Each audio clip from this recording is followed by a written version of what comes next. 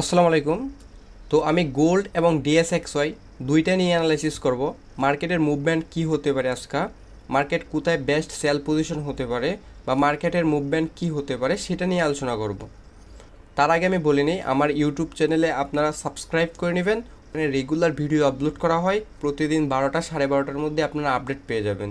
তো আমার ইউটিউব চ্যানেলে আমি আগেও বলছিলাম যে মার্কেটের এখানে প্যারালাল চ্যানেলটা ব্রেক করলে মার্কেট নিচ দিকে মুভমেন্ট করবে, এবং এর আগেও আমি বলছিলাম যদি মার্কেটটা এইখানটা ব্রেক করে তাহলে মার্কেটটা উপরের দিকে যাবে। এর আগেও বলছিলাম যে উপরের রেজিস্ট্যান্সটা যদি যায় তাহলে সেখান থেকে মার্কেটটা ডাউন হবে। তো সেক্ষেত্রে এরকম রেগুলার আপডেট ভিডিও পেয়ে যেতে আপনারা অবশ্যই আমার ইউটিউব চ্যানেলটা সাবস্ক্রাইব করে পাশে থাকবেন। তো আমরা যদি এখন মার্কেটে চলে যাই, তো গোল্ড মার্কেট অ্যানালাইসিস করার আগে আমরা অবশ্যই ডিএসএক্সওয়াইটা অ্যানালাইসিস করব। যদি আমরা ডিএসএক্সওয়াই চলে যাই, তো ডিএসএক্সওয়াই আমরা হাই টাইম ফ্রেমে চলে যাচ্ছি, সেটা হচ্ছে 4 ঘন্টার চার্টে। তো 4 ঘন্টার চার্টে হচ্ছে যদি আমরা এখানে একটু অ্যানালাইসিস করি, সিম্পল অ্যানালাইসিস, তো আমরা এখান থেকে দেখতে পাচ্ছি যে মার্কেটে একটা প্যারাল চ্যানেলের ভিতরেই আছে। তো ওই প্যারাল চ্যানেলটা অলরেডি মার্কেট ব্রেক করে ফেলছে।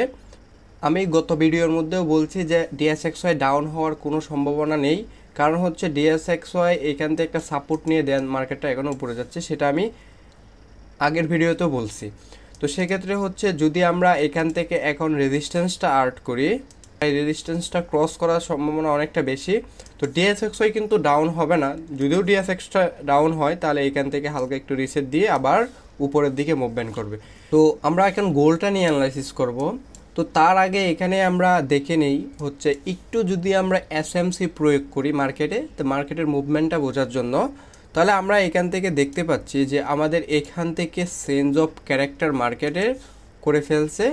তো এটা হচ্ছে মার্কেটের চেঞ্জ অফ ক্যারেক্টার, একটা মিটিগেশন নিয়ে মার্কেটটা ডাউন দিকে নিচ দিকে প্রভাবিত করছে।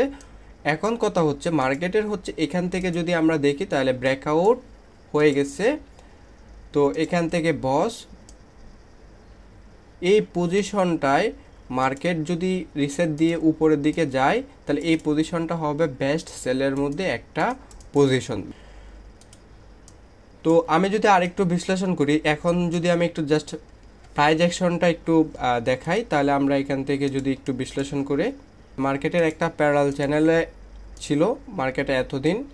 তো প্যারালাল চ্যানেলে থাকার পরে প্যারালাল চ্যানেলটা যখন ব্রেক করলো, তো ব্রেক করার পরে মার্কেটটা কিন্তু নিচ দিকে চলে আসতেছে, এবং হচ্ছে মার্কেটের যে একটা সাপোর্ট ছিল এই সাপোর্টটাকে অলরেডি মার্কেট ক্রস করে ফেলছে। তো আমরা এখান থেকে যদি একদিনের চার্টে যা সাপোর্টটাকে আরেকটু ভালোভাবে আইডেন্টিফাই করার চেষ্টা করি, 1 ঘন্টার চার্টে যা বিশ্লেষণ করি, তো আমরা এখান থেকে দেখতে পাচ্ছি যে এখানে একটা বিগ রেজিস্ট্যান্স আছে, যেটা হচ্ছে যদি মার্কেটটা রিসেট দিয়ে মার্কেটটা উপরের দিকে যায় তাহলে সেখান থেকে মার্কেটটা আবার ডাউন হতে পারে। তো এখান থেকে মার্কেটটা ডাউন হওয়ার পরে মার্কেটটা আমরা দেখতে পাচ্ছি যে নেক্সট যে সাপোর্টটা আছে ওই সাপোর্টটা পর্যন্ত মার্কেটটা আসতে পারে।